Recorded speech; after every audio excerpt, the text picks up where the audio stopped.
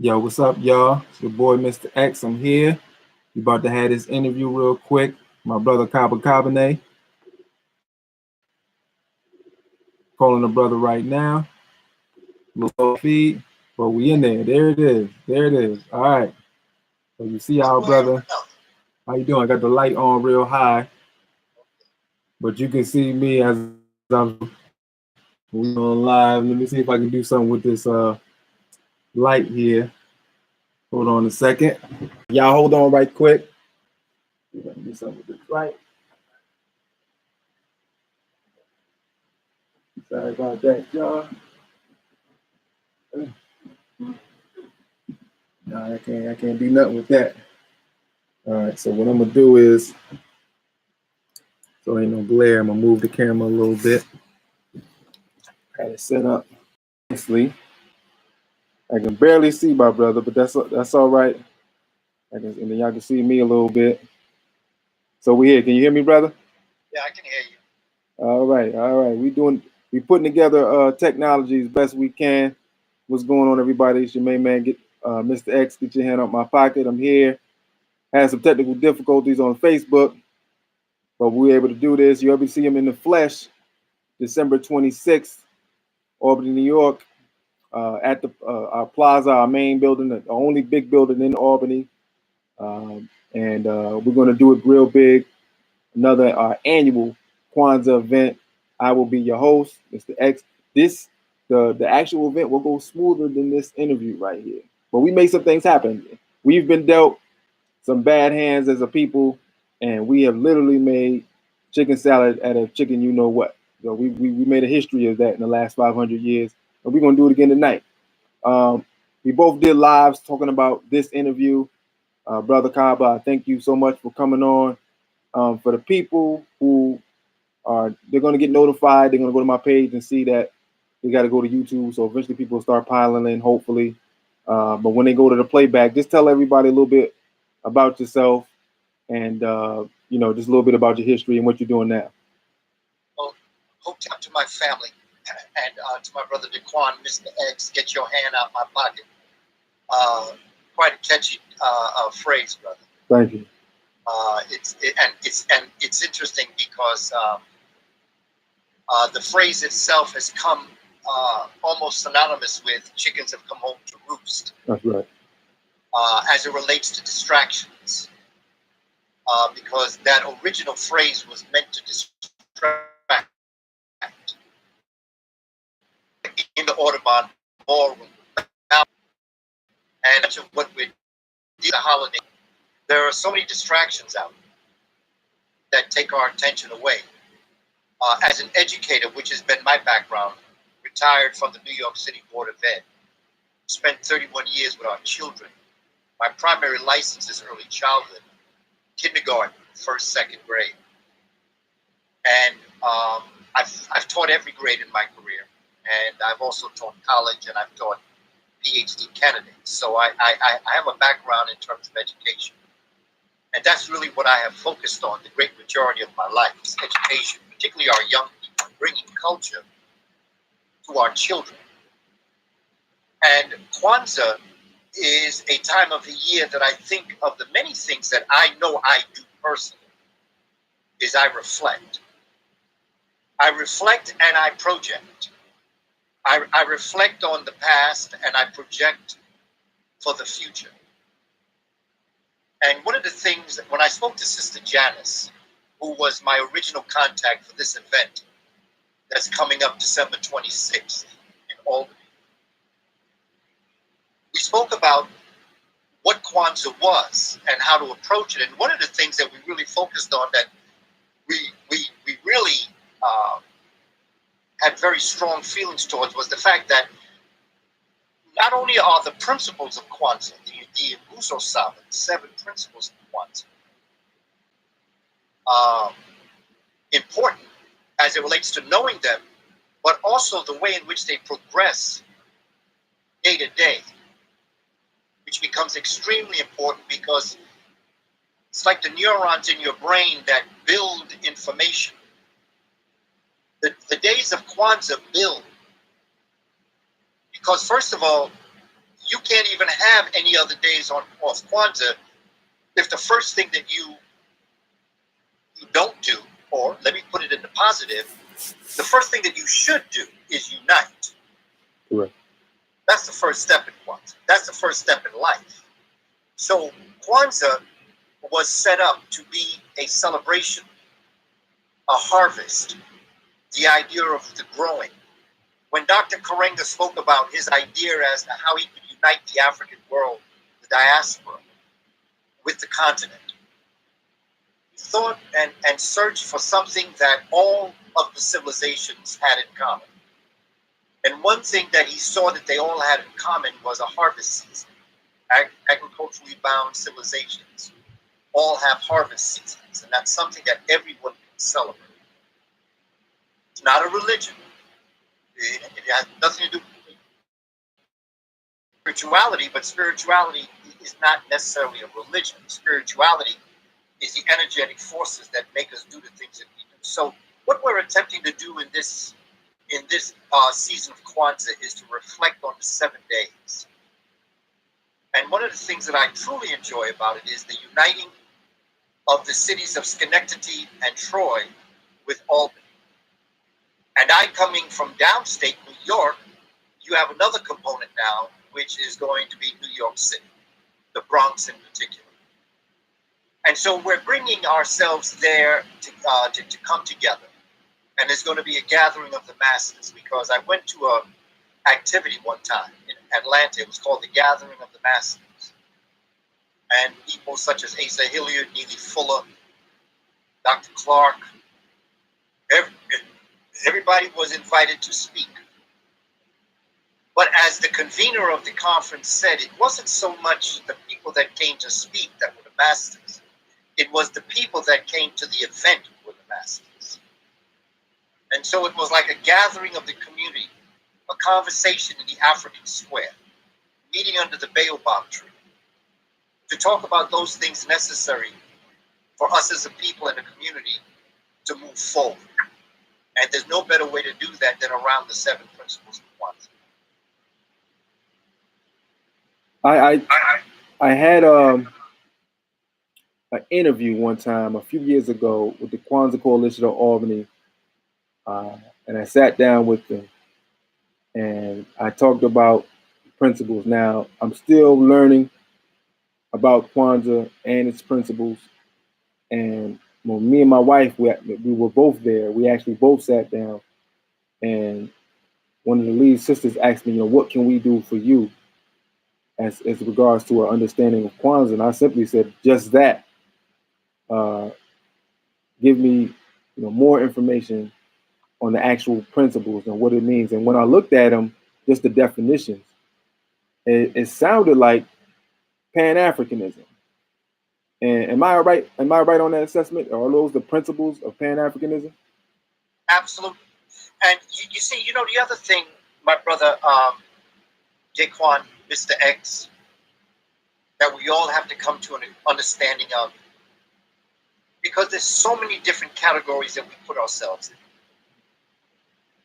From religious perspectives, of Christian to Muslim to Buddhist, Rosicrucian, the political parties, Democrat, Republican, Conservative, Liberal. We call ourselves Moors, Negroes, Africans, African Americans. The key for us to understand at the outset is, what is the difference between Pan-Africanism and Black nationalism or nationalism? Because some of us say we're Pan-African, some say that we are nationalists. And the bottom line is that we're all of that. And I think that sometimes the challenge becomes, in our definition, we create groups. And then we get into these groups and we don't see ourselves as part and parcel of all the other groups too. Mm. And so it becomes important, and that's why the first day of Kwanzaa is unity. Pan means all. Mm. It just means a collection of all. So a Pan-Africanist is all Africans. It doesn't make a difference if you're from Puerto Rico or if you're from República Dominicana, you're Dominican, or Jamaican or Haitian. It doesn't make a difference if you're East Coast U.S. or West Coast U.S. or Chicago. It doesn't make a difference if you're an African from Suriname that lives in Holland. It doesn't make a difference. Pan-African calls the family together in unity to celebrate our humanity. That is Pan-African. You can be a nationalist. You can be a nationalist and be Puerto Rican. You can be proud to be Puerto Rican, so to speak. I'm speaking political, political boundaries. You can be a nationalist and be proud to be Dominican. Your nationality is Dominican or Jamaican or Haitian or from the United States or from Suriname. Whatever you want to call yourself, that's your nation. But your Pan-Africanist demands that you are an African. So at a Kwanzaa celebration, you can have people from the Caribbean, Central South America. You can have people who are of African descent from Europe, from Sweden, from Norway. That's your nationality. And you have a right to look out for your nation. Puerto Ricans should be Puerto Rican and proud. Dominicans should be Dominican and proud. Jamaicans should be Jamaican and proud. African Americans or Africans who are in America should be African American or American African and be proud. You can be a Moor. You can be Hebrew Israelite. I don't care. If you African, that's who we want to talk to. And that's what the first day of Kwanzaa is. It is the uniting of the African world. And from that point on, you then can get into the other days of Kwanzaa. But if you can't get into the unity, the other 6 days don't matter. And so that's why that first day, December 26th, is so important. Because it's from that first day of unity that we all can walk together as Africans, as Marcus Garvey said, at home and abroad. Because it doesn't make a difference. This is something that was meant to unite us as a people. And as the years have gone on, the decades that we have celebrated Kwanzaa, from the very beginning, I've watched it grow over time, little by little. I've watched it grow, and I've watched the community come in. In the beginning, I remember that there were many religions that did not want any part of it. They were so concerned that it was returning back to a so-called religious concept. They didn't understand it. But now I'm noticing that churches are embracing it. They're celebrating it because now they're understanding Kwanzaa goes beyond just the small boundaries set up by this Western perspective of having everything in groups. Pan-African. It means everybody, all Africans. All Africans. You have Pan-American, and you have Pan-American. All of the American hemisphere comes together. Pan means all. It doesn't mean to exclude, it means to include. And so what we hope as we go to Albany and share this information and share this fellowship, we come with respect, realizing that those family members from Albany have been doing a phenomenal job all these years. I've had a chance to visit Albany and work with our community in various phases. So I'm looking forward to returning to Albany to be able to spend this time with the family there and to look at Kwanzaa from a position that whoever you may be, whoever you are, come on out so we can talk about this. And again, I'm so happy that Schenectady and Troy will be a part. And I'm sure that as word gets out, other cities of New York will go, maybe even Pennsylvania. We have some folks from Pennsylvania, not that far away from New York. New Jersey might want to show up in the house. From the Northeast, you might have people from Connecticut and maybe even Massachusetts. So we're inviting everybody. I'm looking forward to having a good time, brother. Mr. X. Me too, definitely. Albany has had a bevy of great speakers, orators, revolutionary grassroots organizers. People will work with the very best in terms of the liberation struggle. We're trying to revitalize that here. And the spirit of African people, I believe, is starting to change. I was having a conversation with a brother last night about uh, the celebration of Christmas. And if I'm understanding this correctly, Milana Karenga said you can celebrate both. But in your estimation, do you believe it's time now for Africans to focus more so on this holiday, which can truly help you and your conditions and your people's conditions, as opposed to Christmas? Or do you believe that we should still celebrate both? I think you should be very comfortable doing your thing, whatever that may be. I think that what will help us is here's what I have often said to folks. I honestly believe that each and every one of us only has one enemy. And that one enemy is that negative vibration that dwells within each and every one of us, that convinces us daily, or tries to convince us daily, that we are not going to be able to accomplish our divine destiny on earth. That internal voice that constantly is putting us down, telling us what we cannot do, what we cannot achieve. That's the only enemy we have. Everything on the outside of us is obstacles that we just have to get over. In my growing and in my years, where I am right now in my life, reflecting back on all of my experiences, not all, but mostly, I've come to realize that once you can defeat that enemy within, there is nothing you cannot achieve on the outside. I am convinced of that. It makes me no difference what your background is, what your cultural background is, what your economic condition is in. And there have been countless numbers of people who have proven that to us. That no matter what they may have achieved, no matter where they have found themselves in life, when they have decided that they're going to make it happen, they're going to make it happen. And I think that whatever it is within you that you celebrate, that brings you to that point of bliss or joyousness in your life. You know, one of the songs that I'm really appreciating these days, you know, is the one by Lil Duval. I got that on my iPod. I listen to it frequently. It says, I'm living my best life. I don't have time to go back and forth with you. I'm living my best life. And that doesn't mean that you have a lot of money. It doesn't mean that everything is going well for you. It means that you are content in being able to complete your divine destiny, that you have found your place within you, whatever that may be.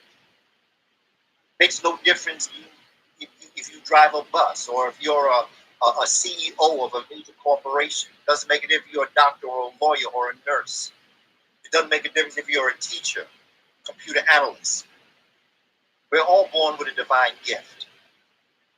And if you can find that divine gift, everything is all right. I believe that when we get to a point where we can but to answer your question, I also really do believe that with the bombardment of what we perceive to be holidays and the pressure that is put on individuals, that for some odd reason they judge the love that someone has for them by the price of their gift or by the elaborateness of the celebration.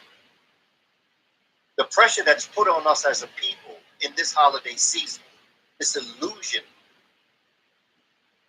we need to get back to the core principles of life.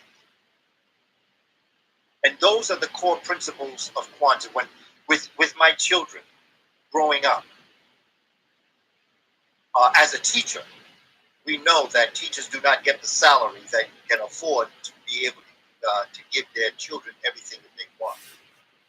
But there were things that we could give our children that came back to the principles of Kwanzaa.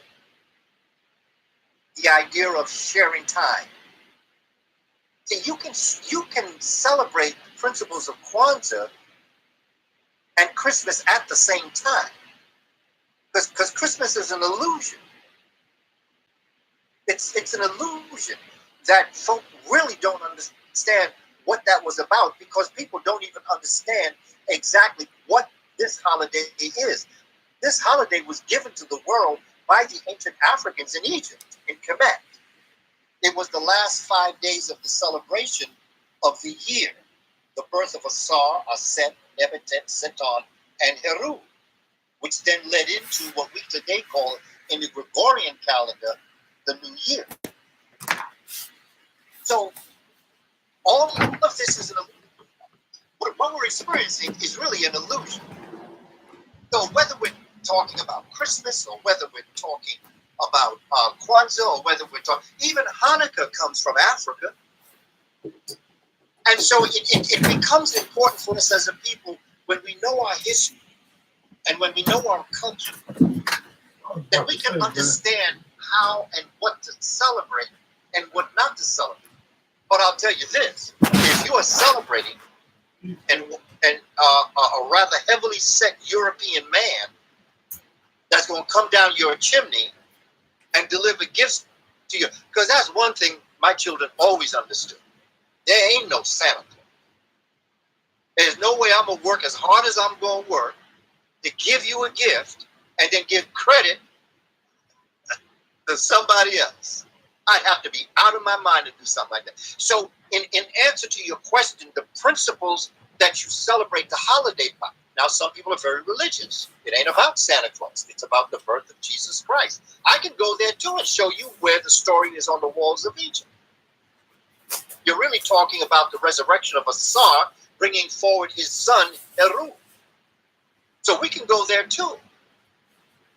So that what we have to do as a people is ground ourselves in our African traditions, in our African wisdom and knowledge, give this to our children to be able to celebrate and cut loose this illusion, so that you can say, I'm living my best life.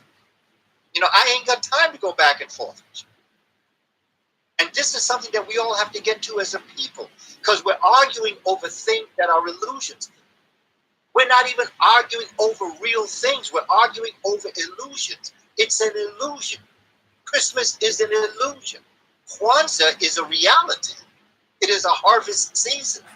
It has 7 principles. That's not an illusion.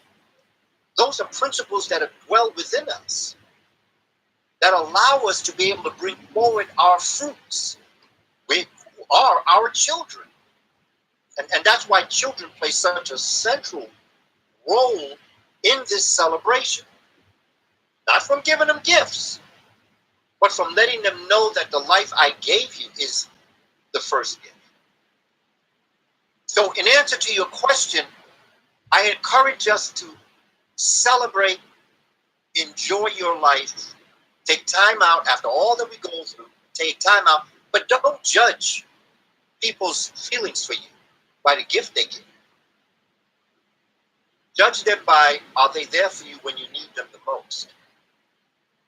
But first of all, are you there for yourself when you need you the most?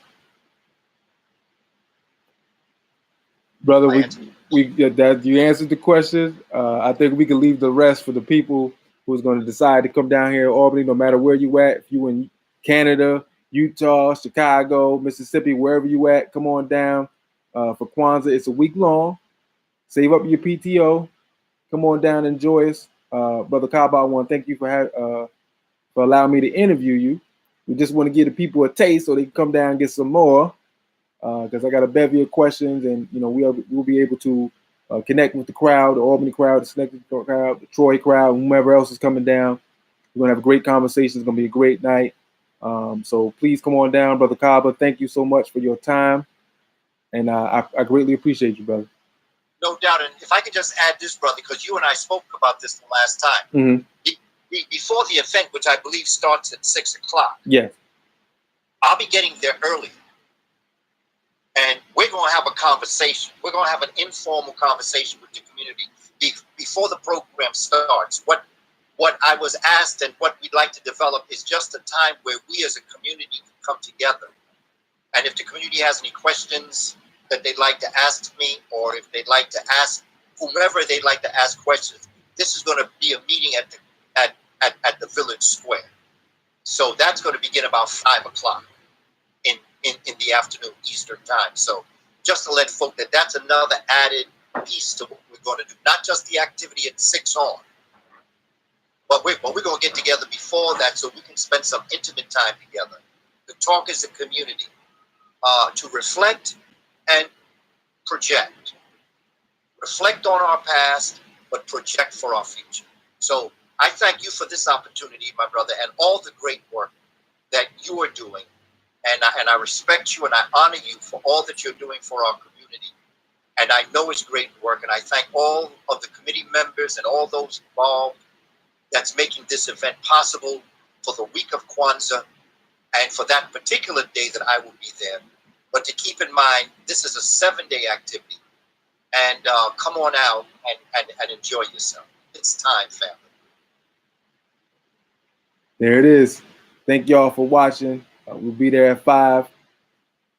Listen, it's going to be great. We're going to have all the community around. We're going to chop up some real good game. We're going to come up with a game plan for 2019. And we're going to say goodbye to 2018 and all its grief. And, brother, again, I want to thank you. And I will see you on the 26th. And if I may also add, those that would like to go to get my free e-course, you can go to www.kabakamene.com. KABAKAMENE.com. I have a free e-course and my study guide, 44-page study guide, free, up on my website. Come on out and enjoy, family. I look forward to the future. All right, brother. Thank you again. Peace. Okay.